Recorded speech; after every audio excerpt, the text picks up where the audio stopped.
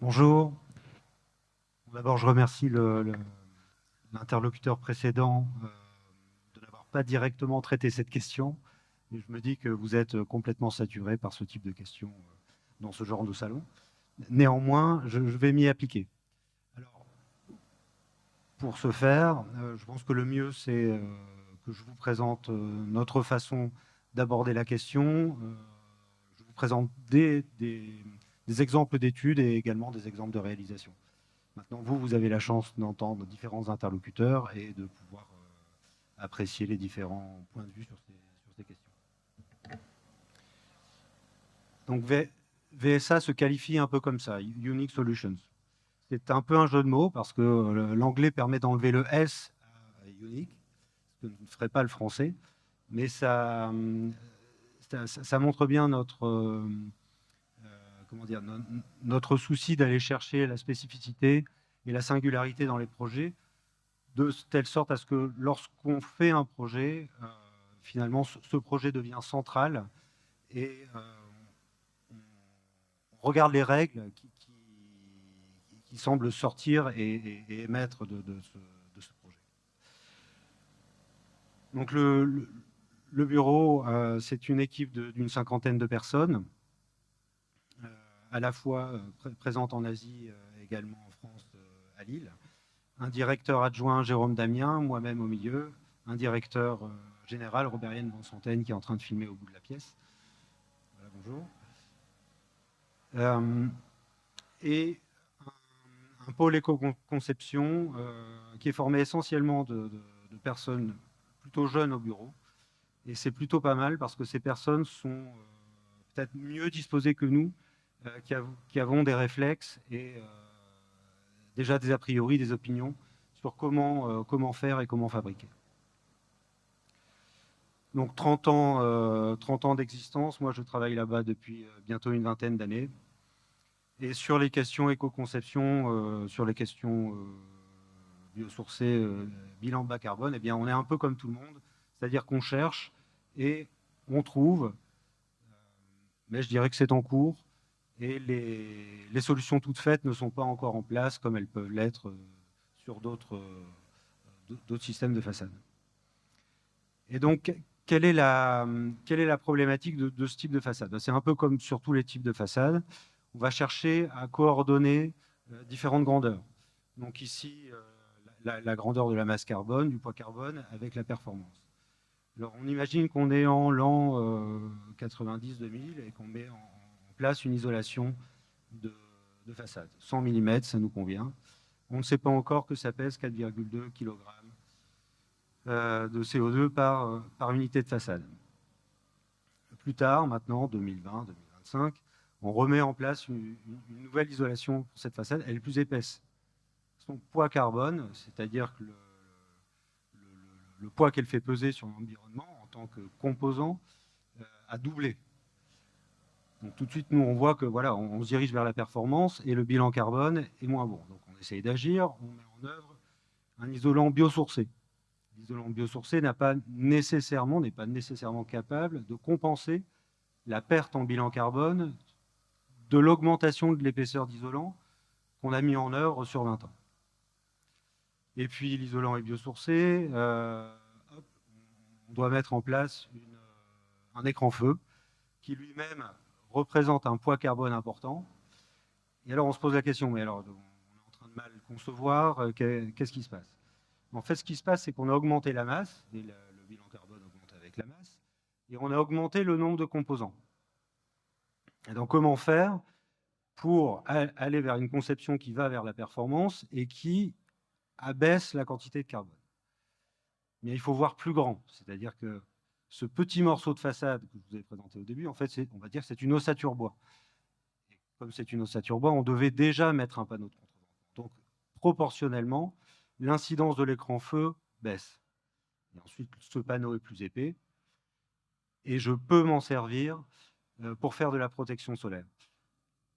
Donc, si on essaye d'orienter la conception bas carbone vers une conception qui diminue la proportion de carbone tout en augmentant la performance, il faut veiller évidemment à ce que l'ouvrage soit léger, mais également à ce que chaque composant remplisse le plus de fonctions possible.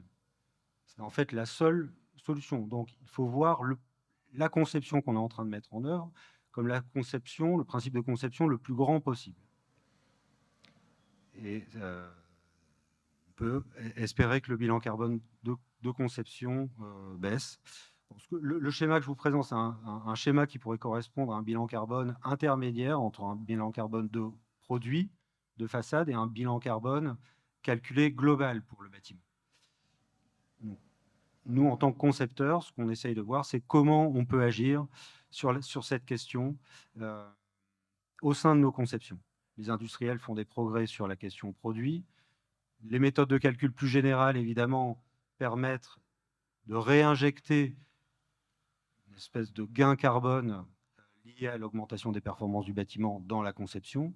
Mais nous, entre les deux, ce qu'on essaye de faire, c'est de partir du plus bas carbone possible avec un maximum de choses.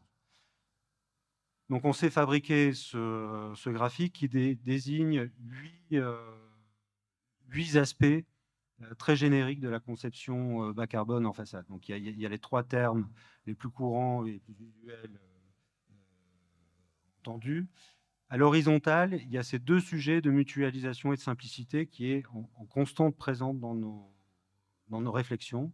Et à la base, il y a toujours ces questions constructives qui concernent la forme, qui concernent les modes d'appui et qui concernent également la possibilité de tendre les éléments. Donc, il y a des modes constructifs qui, intrinsèquement, permettent de faire gagner du poids carbone. Donc, je propose de vous présenter 3 études, j'espère le plus rapidement possible, et ensuite des projets. Mais ces études vous permettront de comprendre comment on aborde un projet chez VSA. Donc, un exemple de projet, on est dans une construction existante et on va se trouver en situation de réhabiliter en site occupé.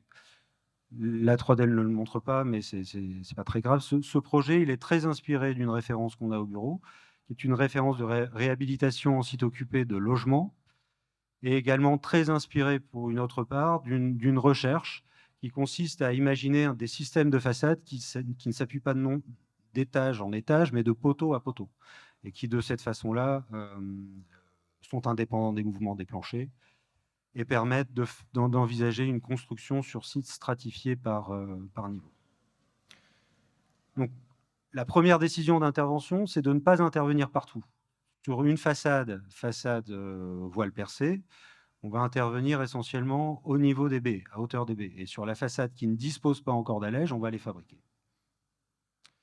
Puis ensuite, pose de l'isolant qui vient combler les espaces entre les éléments. Là, on voit que la façade qui s'est pensée, façade à ossature bois par élément, a un petit retard de chantier par rapport à l'autre. Bon, voilà. On verra ce qu'on en fait. Et surtout, les 2 systèmes fabriquent et mettent en place des dispositifs de fixation de bardage qui sont en soi suffisants pour fixer le bardage. C'est-à-dire qu'il n'est plus nécessaire d'imaginer de fixation complémentaire, notamment au niveau des allèges. Donc là, les conceptions, les ossatures bois, travaillées par moitié, par finalement la moitié de la hauteur de niveau, sont suffisantes pour fixer les bardages. Alors on a essayé de donner ou d'exploiter le potentiel maximum justement de donner à ce bardage, qui était un bardage qu'on imagine nervuré, pour franchir cet espace en fixation intermédiaire. Et on a cartographié en été, en hiver, les apports énergétiques sur chacune des façades. Donc on voit qu'il y a des façades très homogènes, des façades très hétérogènes et des façades qui prennent beaucoup de soleil, d'autres moins. Et le principe de ce projet va être d'incliner le bardage de telle sorte à rééquilibrer la façade par rapport à son apport solaire. Donc on recartographie ensuite les apports énergétiques avant et après, de façon à vérifier qu'il reste aussi des apports solaires en hiver. Donc ça, c'est une stratégie de traitement des apports solaires par l'encadrement de la baie et par la position de la fenêtre dans l'épaisseur de la baie. Pour la deuxième étude, j'ai ressorti une étude que l'on a faite récemment, fin d'année dans le cadre d'un concours avec Arte Charpentier, mais qui forment maintenant une sorte de base de ce que l'on étudie à peu près systématiquement lorsque l'on démarre un projet d'architecture. Donc, une cartographie, toujours un repérage des apports solaires, périodiques, été, hiver. Et une convention avec l'architecte de ce qui est susceptible de varier dans le cadre de ce projet. Et donc là, l'idée, c'était de récupérer les brise-soleil des ateliers prouvés, qui sont des éléments qui n'ont pas bougé, qu'on imagine difficilement réalisés de nos jours, ou s'ils étaient à réaliser, on imagine qu'ils seraient très chers. Et on imagine de les mettre en position de telle sorte à ce que le mécanisme préalable n'existe plus, c'est-à-dire que ces brise-soleil qui étaient mobiles manuellement avec des grandes manivelles, on imagine qu'ils pourront devenir fixes, et que leur position sera idéale pour gérer à la fois les apports solaires d'été, surtout d'hiver, et protéger des apports solaires d'été. Donc toujours cette même méthode de cartographie, d'identification, partage des zones qui pourront ensuite servir à l'architecte pour fabriquer un calpinage de projet. Des bilans qui, eux, sont destinés aux thermiciens. Et alors, au niveau de cette image-là, il y a une position un peu singulière qui est la position du brise-soleil qui ne correspond pas à ce que l'on a l'habitude d'imaginer quand on imagine un brise-soleil. Il est exactement en position inverse, relevé vers le ciel. La troisième étude, c'est un peu la continuité de cet indice. Donc là, on remet sur la table l'ensemble des jalons qu'on a à disposition lorsqu'on conçoit une façade vitrée avec un système de protection solaire. Chez VSA, on a beaucoup travaillé sur la position médiane, intermédiaire, qui consiste en combinant des vitrages extra clairs avec des systèmes de store spécifiques motorisés à permettre d'atteindre des performances de protection solaire notables, type 0,13. Notable mais intermédiaire. Ce système a été vérifié, il a été calculé, vérifié en soleil artificiel. Il a été réalisé à la Caisse d'épargne de Bordeaux d'Architecture Studio. Voilà. Mais 0,13,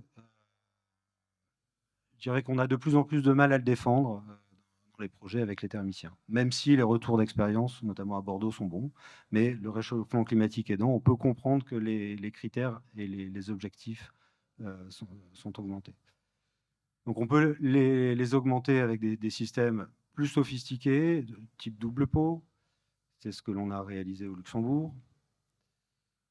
Mais finalement assez cher en entretien et assez ouvrageux également. Et le système le plus représentatif de ce que l'on a produit ces 10-15 dernières années, c'est plus un système avec des stores, vitrages extra clairs, qui n'est pas si performant que le système intermédiaire, mais qui fonctionne aussi. Exemple, la Créteil Val Office avec Michel Ferranet, architecte.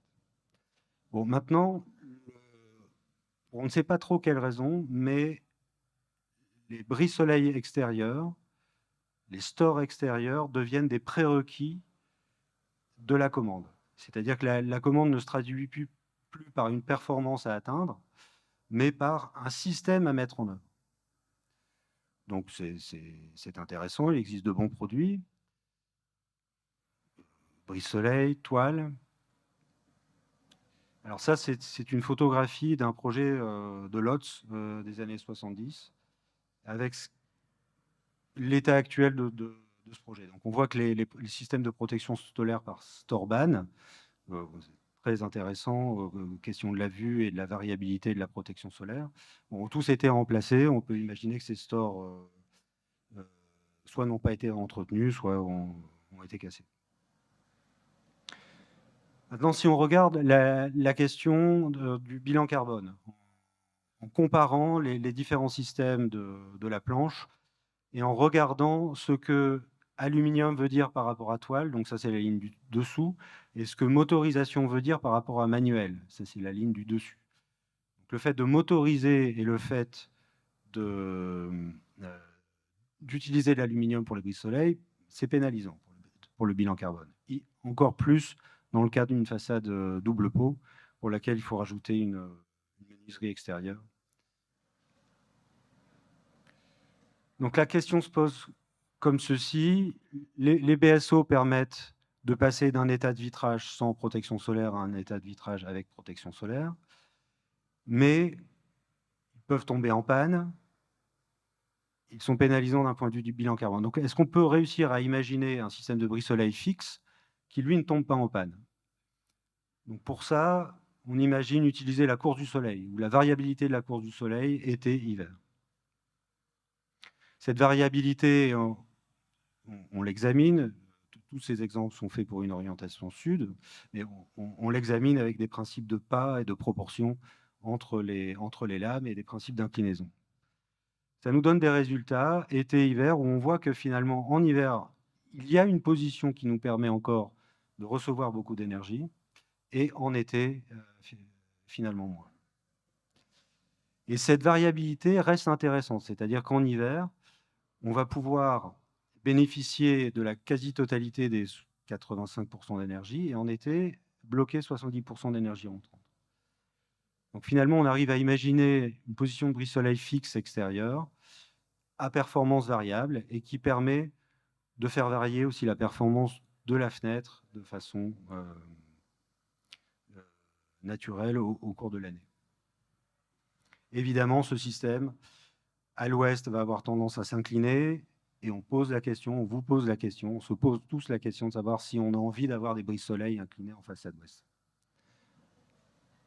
Bon, je vois qu'il me reste 3 minutes, c'est bien ça? Alors, pour ce qui est des réalisations, réaliser avec un matériau biosourcé, c'est extrêmement intéressant, mais il faut préserver l'absence de finition intérieure, l'absence de second œuvre. La doctrine bois n'aide pas en cela. Elle encourage à mettre en œuvre des écrans feu aussi du côté intérieur. Mais si on la lit bien, si on fait une étude d'ingénierie avec un laboratoire spécialisé, on peut réussir à imaginer des systèmes, des matériaux, des proportions de bois qui permettent de préserver cette présence du bois à l'intérieur. Également en façade, donc on nous a demandé sur ce projet de concevoir un bardage avec une isolation biosourcée, et c'est jeune personne du bureau, Elliot Scher, qui a eu cette idée de dire finalement on enlève le bardage et on montre l'isolant biosourcé. Ici c'est de la chaume. Les systèmes de préfabrication, alors, ce sont des systèmes qui sont extrêmement éprouvés pour les tours et qui, avec les ossatures bois, voient leur dimension considérablement augmenter. Les façadiers aluminium les utilisent, cette augmentation de dimension, et ça a quelle incidence? L'augmentation de la dimension des façades préfabriquées aluminium permet de réduire le linéaire d'éléments, qui devrait être doublé sinon, et également permet d'atteindre au niveau des fixations des cadres les points durs du bâtiment et de s'adapter à la souplesse du bâtiment. Et si on n'avait pas fait de façade cadre ici à aluminium fixée uniquement en 2 points sur l'ossature, il aurait fallu rajouter une poutre au niveau du plancher qui aurait évidemment pesé économiquement, mais aussi pesé sur le bilan carbone du bâtiment. Le réemploi, ça marche et ça aide considérablement en milieu, en site occupé. Donc tous les projets de l'ANRU, réhabilitation de logements, ce sont des projets où il ne faut vraiment pas hésiter à faire du réemploi. Ici, le coffre de store, la menuiserie, le dormant de menuiserie existant qui vient pour permettre de fixer les tablettes, ou sur les projets, par exemple, de tribunaux, de tribunal en site occupé où les percements sont absolument inenvisageables. Déposer les finitions intérieures, c'est inenvisageable. Par contre, les grilles de murs rideaux sont saines et on peut imaginer les faire évoluer avec de nouveaux systèmes de remplissage et ouverture. La mutualisation, en 20 secondes, ça, c'est vraiment le sujet sans limite. Donc là, sur ce projet que vous aviez vu tout à l'heure, il s'agit d'une mutualisation des précadres en bois pour support du bardage. Et ça a permis d'éviter de faire ça. Les épines peuvent être mutualisées soit pour fixer le bardage, et on peut même augmenter comme ça la performance de l'isolant, soit aussi pour en faire une épine de mur rideau, de menuiserie, un brise-soleil, mais également sur ce projet où les épines du bas servent de fixation du bardage et continuent vers le haut pour faire un garde-corps. On peut également sortir du cadre de la façade et imaginer que la façade, c'est aussi une façade jardin ou c'est aussi une façade acoustique. Donc sortir des limites et du périmètre de l'ouvrage que l'on est en train de concevoir. Je vois que le temps est écoulé, donc je vais laisser la parole. Merci.